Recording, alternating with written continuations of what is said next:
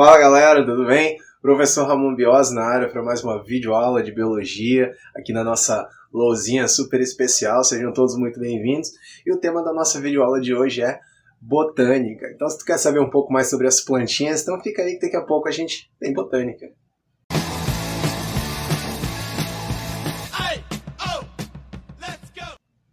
Então, pessoal, a gente vai falar basicamente nessa videoaula sobre o reino vegetal. Esse reino vegetal ele também pode ser encontrado nos livros didáticos como reino plant, alguns pronunciam reino plantae, ou até mesmo pode aparecer como reino metáfita. Tudo bem? Então, tudo isso são nomes diferentes para a mesma coisa. E o que esse reino abriga?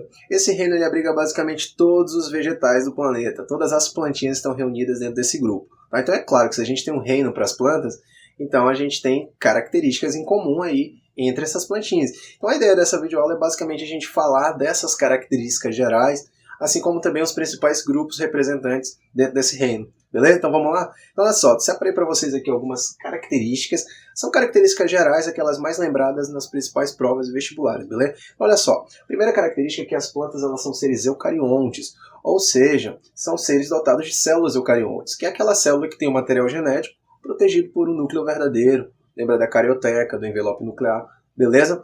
Além disso, as plantinhas também são seres pluricelulares, né? Ou seja, são dotados de muitas células, e essas células elas se organizam, inclusive formam tecidos, tá? Esses tecidos eles se especializam em funções, sustentação, preenchimento, revestimento, tá bom? Lembra?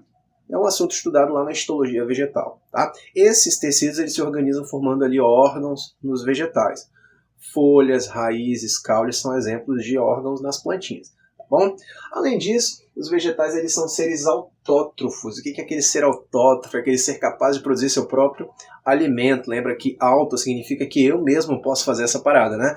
E trófo significa alimento. Então, seres que são capazes de produzir seu próprio alimento são seres autótrofos, tá? No caso, as plantinhas elas fazem seu próprio alimento através de um processo bioquímico chamado de fotossíntese, tá? O que é a fotossíntese? É a síntese da matéria orgânica, né, pela luz. Tá? Então, o vegetal tem a capacidade de captar energia luminosa e transformar, converter essa energia luminosa em energia química. E essa energia química vai estar contida na matéria orgânica, que o vegetal vai utilizar como fonte de energia para os seus processos vitais, ou parte dessa energia pode ser passada para outros da cadeia alimentar. Daí a importância dos vegetais no ambiente, né, no ecossistema, já que eles são base de cadeia alimentar por serem produtores da matéria orgânica. Legal? Massa isso, né, gente? Além disso, você deve se perguntar, pô, professor, então a fotossíntese precisa de uma maquinaria biológica para o processo acontecer. Realmente, na célula vegetal existem organelas especializadas no processo fotossintético. Aí você vai lembrar do cloroplasto, tá bom? O cloroplasto ele vem de plastídeos, né, que armazenam grandes quantidades de clorofila e se especializam nessa função, tá bom? Então, dentro dos cloroplastos existem fotossistemas, né, que captam essa energia luminosa. E esses fotossistemas são dotados de uma molécula chamada de clorofila, que é o pigmento vegetal, tá bom? Aí existem tipos diferentes de clorofila lá, né, na natureza. Só que nos vegetais você vai lembrar da clorofila A e da clorofila B, tá? Já que a clorofila A é o principal pigmento vegetal, presente em todas as plantas, em todos os grupos. Enquanto a clorofila B é mais um pigmento acessório, portanto presente em alguns grupos vegetais. Essa clorofila C, D, você mais relaciona esses tipos de clorofila mais com as algas, tá? Já que as plantas, lembra da clorofila A e clorofila B, beleza? Além disso, os vegetais eles também possuem ali uma parede celular. Então, a parede celular é um envoltório da membrana que dá sustentação, né, que vai dar um suporte ali para a célula vegetal. No caso da parede celular das plantas, celulose, tá? Então, lembra de celulose e hemicelulose, que é um polissacarídeo estrutural que está presente ali, formando ali a parede celular, beleza? Então, guarda essa informação aí. E aí, a gente também tem essa característica aqui, ó, os vegetais eles armazenam como substância de reserva amido, tá? Então lembra, aquele produto excedente da fotossíntese, né, o que não é metabolizado, os vegetais eles guardam e armazenam na forma de amido, tá? O amido também é um polissacarídeo, tá? E você faz aquela comparação, né, com a gente. No caso dos animais, a nossa fonte de reserva energética é o glicogênio, enquanto nos vegetais a gente lembra do amido, tá bom? No caso, os vegetais armazenam esse amido, caules, raízes. Então, guarda essas informações aí. Por último, né, essa informação aqui, ó, guardei essa característica por último, que é a do embrião protegido. Tá? Como é que funciona isso daqui, gente? O embrião protegido é uma característica que separa, inclusive, que diverge aí o grupo das algas e as plantas. Aí vocês perguntam, professor, alga e planta, o que a alga tem a ver? Cara, até um tempo atrás, as algas, elas pertenciam ao mesmo grupo dos vegetais. Tá? Como assim? Porque a alga parece com planta, mas a alga não é planta. A alga faz fotossíntese, armazena amido, tem parede celular, é autótrofo. Aí, então é uma planta. Mas não, gente. E por que que a alga não é planta? Por causa dessa característica aqui, ó, do embrião protegido. Legal? Os vegetais, quando eles se reproduzem, eles formam gametas, e esses gametas têm que se encontrar para fecundação e formar um embrião, certo? Só que quando ocorre, por exemplo, o anterozoide, quando ele encontra a oosfera, ocorre a fecundação, esse embrião ele não vai estar no meio, como ocorre nas algas. Tá? No caso, nas plantas, esse embrião ele vai estar inicialmente protegido ali pela mãe, certo? Então a mãe ela protege, nutre esse embrião. Então é bem semelhante ao nosso processo reprodutivo. Tá? Então isso é uma característica marcante que separou as algas das plantas. Hoje as algas pertencem ao reino Protoctista, enquanto as plantas ao reino Plant. Beleza? Então, sendo assim, quais são os principais grupos dentro desse reino? Ó, separei para vocês aqui os principais grupos, aqueles, né, que sempre são lembrados nas provas. Ó, aqui a gente tem 4 grupos de vegetais dentro desse reino. Tá? Lembrando que são pelo menos 10 filos, e esses 10 filos estão distribuídos dentro desses 4 grupos principais aqui. Tá? Então, sendo assim, ó, nós temos o grupo das briófitas. Tá? Quem são as briófitas? Lembra de musgo, aqueles tapetinhos verdinhos sobre as rochas, sobre os troncos em ambiente úmido. Musgo. Né? Além dos musgos, você pode lembrar também dos antóceros, das hepáticas, beleza?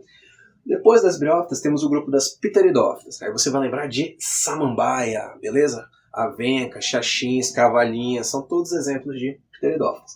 Gimnospermas, você vai lembrar das sequoias, ciprestes, né? Lembra da araucária, angustifolia, pinos, né? Os pinheiros de modo geral. Tá? Então são exemplos de gimnospermas. E por último, o grupo das angiospermas, né? Que é o grupo mais numeroso, cerca de 90% do reino é formado por angiosperma, então provavelmente qualquer vegetal assim que você pensar, provavelmente você vai estar pensando numa angiosperma. Árvores frutíferas, tipo gramíneas, né, milho, arroz, feijão, beleza? Então tudo que produz fruto você lembra de angiosperma. Legal? Então sendo assim, gente, trouxe para vocês aqui esse esquema, e esse esquema ele é muito famoso e é muito utilizado em prova, né? Então as provas sempre gostam de trabalhar com esse esquema em cima da questão. Legal? Então o que isso aqui está representando? Isso aqui está representando um cladograma. Tá? E esse cladograma ele representa os principais grupos e as suas principais características, além da relação filogenética, né, cronológica e evolutiva aqui dos grupos. Então, sendo assim, ó, aqui a gente tem essa árvore, né, e você percebe que todos esses grupos aqui, eles estão relacionados por essa característica aqui, ó, que é o embrião protegido. Então, a partir do momento que eu tenho um embrião protegido, surge o grupo dos vegetais. Já que daqui para lá, a gente vai ter o grupo dos ancestrais dos vegetais, né? Alguma alga verde aí, por exemplo, que não vai nos interessar no momento, né? O que vai nos interessar é daqui para lá. Todo mundo aqui é planta, né? Por causa do embrião protegido, característica compartilhada em todos os grupos, beleza? Então, sendo assim, ó, aqui o primeiro grupo que surge no planeta, os vegetais, é o grupo das briófitas, tá? E o que as briófitas elas têm de característica principal? As briófitas é um único grupo de plantas que é avascular, ou seja, é atraqueófito. É um vegetal que não tem vasos condutores, não tem xilema, não tem floema, tá bom? É um tipo de vegetal que transporta seus nutrientes de maneira muito simples, né? Muito lenta ainda. Isso, inclusive, isso impossibilitou o crescimento desse grupo. Né? Um musgo, por exemplo, ele não passa de 5 centímetros. Tá bom? Então as briófitas elas também são chamadas de atraqueófitas. Tá? O que são plantas atraqueófitas? Plantas avasculares, sem vasos condutores. Beleza? Aí, ao longo do caminho evolutivo, surge o grupo das pteridófitas. O que a pteridófita tem de novidade evolutiva em relação às briófitas? Surge os vasos condutores de seiva. Então, as pteridófitas são as primeiras plantas traqueófitas, ou seja, são plantas que já têm vasos condutores. Xilema, floema, são vasos que conduzem a seiva bruta, né, até as folhas, e aí a seiva elaborada transporta das folhas até as raízes. Então as pteridófitas é o primeiro grupo de plantas com vasos condutores de seiva. Legal? Olha, briófita e pteridófita ainda precisa de água no processo reprodutivo, tá bom? A dependência de um ambiente úmido para o processo de reprodução, tá bom? Então essa característica ainda une esses dois vegetais aqui.